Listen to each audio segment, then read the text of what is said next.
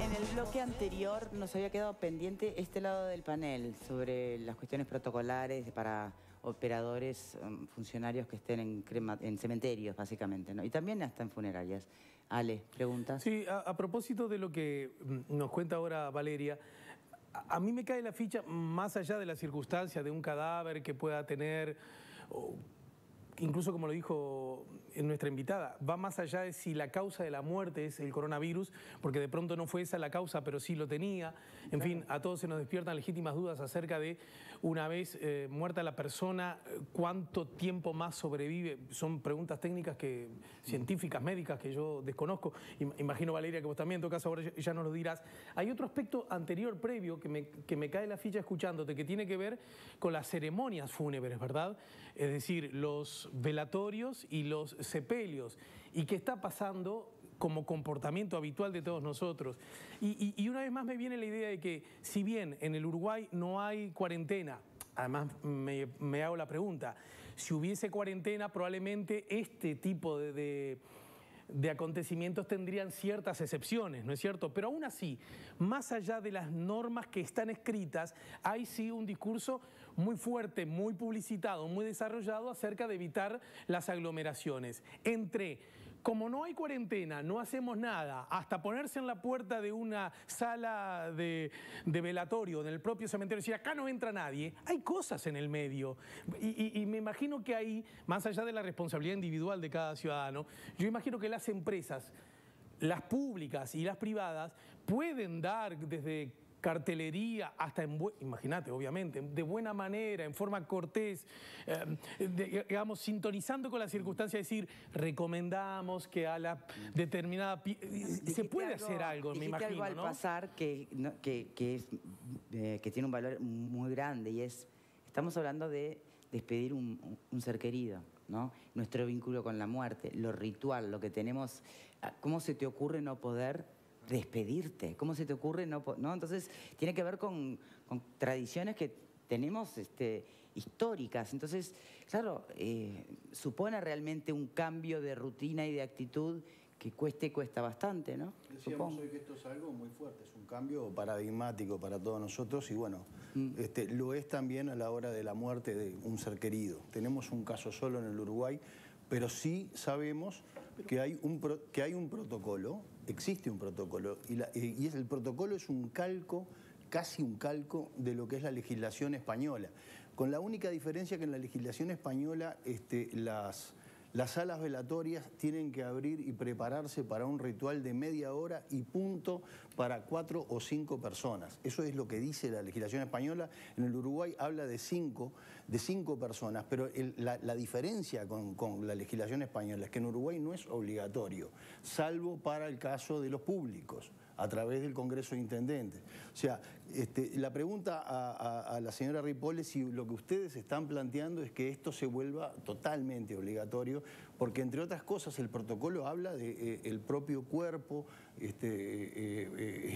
embolsarlo en una bolsa séptica, con determinadas medidas de higiene vinculadas con el alcohol, el tema de la peligrosidad de la ropa, de lo que pasa de la ropa. La persona ya no respira más, pero en el cuerpo pueden quedar partículas que sean nocivas o en la ropa. Así que para entenderlo mejor, lo que ustedes están planteando es que esto sea obligatorio. A ver, en realidad en el Congreso de Intendentes resolvió en cuanto a los velatorios, no resolvió en cuanto a los sepelios. Entonces, por eso la cantidad de gente que nosotros tenemos en los cementerios. Ahí no hay límite al momento en que la gente pueda concurrir. Y se da otra situación, porque si las empresas, por ejemplo, dejaran de brindar los vehículos, imaginemos un cortejo fúnebre, la gente va en su propio vehículo. Entonces, si la empresa limita, no tiene forma de limitar que lo sigan en el vehículo, en sus vehículos, y la gente llegue al cementerio igualmente quiere ingresar. Entonces nosotros, lo que ustedes decían de la cartelería, tenemos pegado en los cementerios, en todo lo que son las oficinas, le entregamos hasta volantes hechos por los propios trabajadores allí en el lugar, con las recomendaciones, pero el problema es que la persona ya llegó. Entonces, si la persona no tiene tapaboca, ya no lo tiene. Y es tu fallecido, es tu ser querido. Quedarte está todo afuera. El tema del cerrar el duelo. Hay gente que necesita cerrar ese duelo a partir de ir al cementerio. Ya está costando mucho el tema de no poder realizar los velatorios. Entonces, sabemos que es una situación muy compleja. También sabemos que si no lo limitamos en algún momento, toda esa familia y todo ese grupo de gente se está poniendo en un riesgo muy grande. Además ¿no? de los propios funcionarios. Y está hasta la situación de los fluidos, porque las lágrimas, por eso lo de limpiar las superficies y de que es necesario tener toda esa higiene, ese procedimiento de higiene que antes no lo teníamos y que puede hasta resultarle antipático. Un familiar que ve que nosotros nos acercamos y estamos limpiando todo el féretro. Lo estamos haciendo por esta necesaria prevención de la salud de los trabajadores, porque algo que es importante, si se enferma un trabajador en el cementerio del norte, entra en cuarentena todo el turno de trabajadores y eso significa que no vamos a tener trabajadores para sustituir a esos compañeros que hacen una tarea tan específica en los cementerios y en las salas velatorias. Entonces necesitamos que entre toda la población cuidemos a esos trabajadores que necesitamos que sigan cumpliendo con su función. Sí, bueno,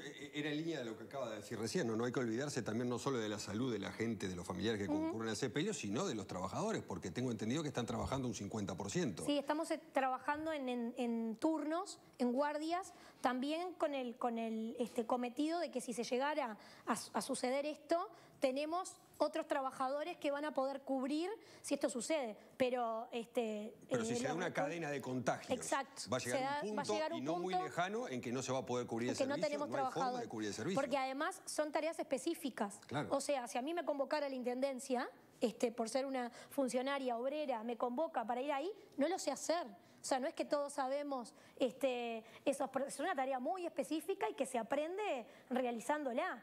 Entonces hay que cuidar a esos trabajadores como a todos los demás que están realizando tareas, ¿no? Bien, otro aspecto que tiene que ver también con especificidades de tareas y de oficios. Bien, la basura.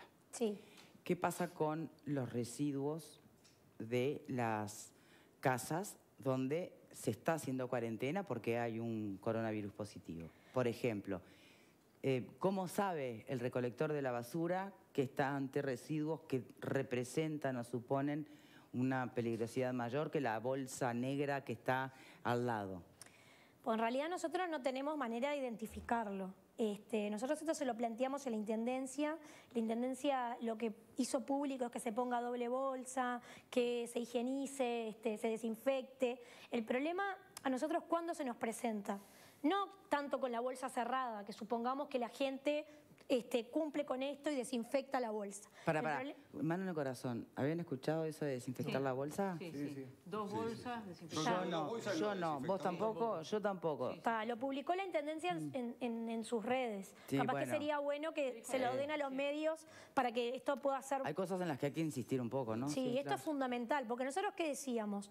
¿Dónde se presenta el mayor problema? Todos sabemos que hay hurgadores que abren las bolsas. Por supuesto. Y cuando abren las bolsas, ellos se exponen, porque en las superficies el virus vive, no voy a ponerme pero vive horas.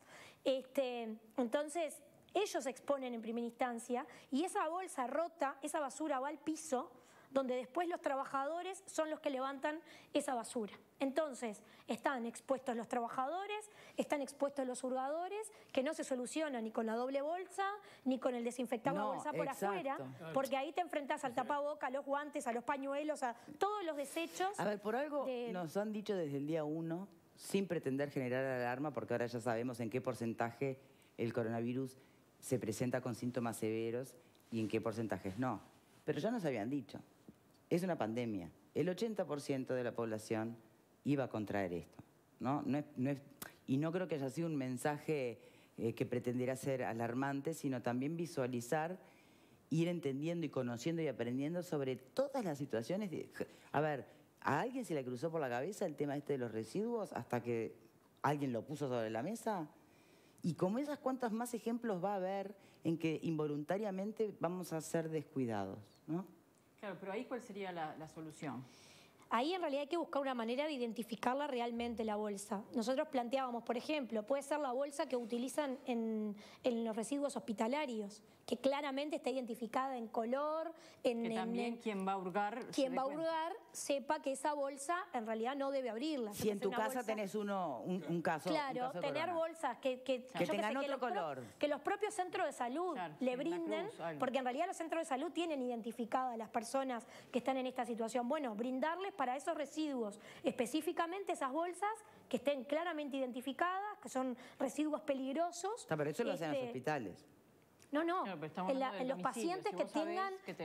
Por eso, trasladar ese protocolo... Quizá trasladarlo ahí, porque o sea, es muy difícil que nosotros le podamos ir a llevar, nosotros no tenemos identificadas las casas que tienen esta situación. Entonces, por lo menos buscar quiénes pueden ser los más cercanos, que creo que en esto, a ver, convengamos que lo estoy diciendo pensando en voz alta, ¿no? Sí.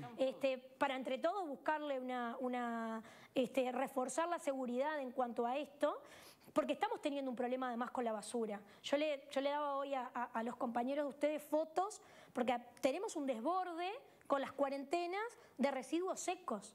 Residuos que innecesariamente a veces sacamos, yo qué sé, si sacamos un mueble, un colchón, material. La gente ordena la casa porque tiene tiempo. Cambiás una ventana, no sé, cualquier cosa, escombro, que tenga que ver con cosas que estás haciendo en tu casa, ¿qué está pasando? Nos están tirando toda esa basura a los costados de los contenedores. Están dando abasto, claro. Podas, pero no hablo de podas de una bolsita de poda, hablo de podas de media cuadra, y que muchas veces se tira después de que nosotros pasamos a vaciar el contenedor. Entonces, lo mismo que planteábamos hoy con respecto a los cementerios. Necesitamos que la población colabore con las tareas que se están realizando en esta pandemia. El esfuerzo de todos los trabajadores, de todos los ámbitos que están realizando la tarea es enorme. Se están exponiendo diariamente. Bueno, en lo que podamos colaborar, yo sé que en las cuarentenas puede surgir hacer un montón de cosas en nuestros hogares, dejemos los residuos secos en casa, dejemos, si cambiamos un mueble, dejémoslo en algún lugar porque no va a contaminar nada, ni el reboque, ni el residuo, ni la ventana, ni el colchón, no contamina y se puede tirar después de que pase el momento más complejo de la pandemia. Pero realmente necesitamos colaboración. Yo lo planteaba, imaginémonos los servicios municipales que están funcionando hoy, para hablar de los trabajadores municipales. Una policlínica municipal, si no tengo un bebé recién nacido, no soy embarazada o no tengo síntomas de coronavirus, no vayamos a las policlínicas. O sea, en realidad, si tengo síntomas de coronavirus tengo que llamar y no ir. Pero o sea, limitemos lo máximo posible el exponer a esos trabajadores que necesitamos sigan trabajando en este momento y cuando aún esté más complicado. Nosotros tenemos un montón de servicios que están funcionando, están las policlínicas, está salubridad, está saneamiento, está limpieza, está el servicio fúnebre y necrópolis, están los zoológicos, los compañeros a las áreas protegidas, después toda la infraestructura para que eso funcione, porque eso genera que tengas que tener guardia mecánica, que tengas que tener el servicio de locomoción. Hay un montón de trabajadores que se están arriesgando todos los días, que están yendo todos los días a trabajar, que no pueden realizar teletrabajo, que no pueden estar desde su casa. Bueno, cuidémoslo lo máximo posible y limitemos su exposición a la mínima expresión. Y eso, si no es entre todos, realmente no va a funcionar bien. Bien. Quedan 3 minutos, señores. Reflexiones de cada uno.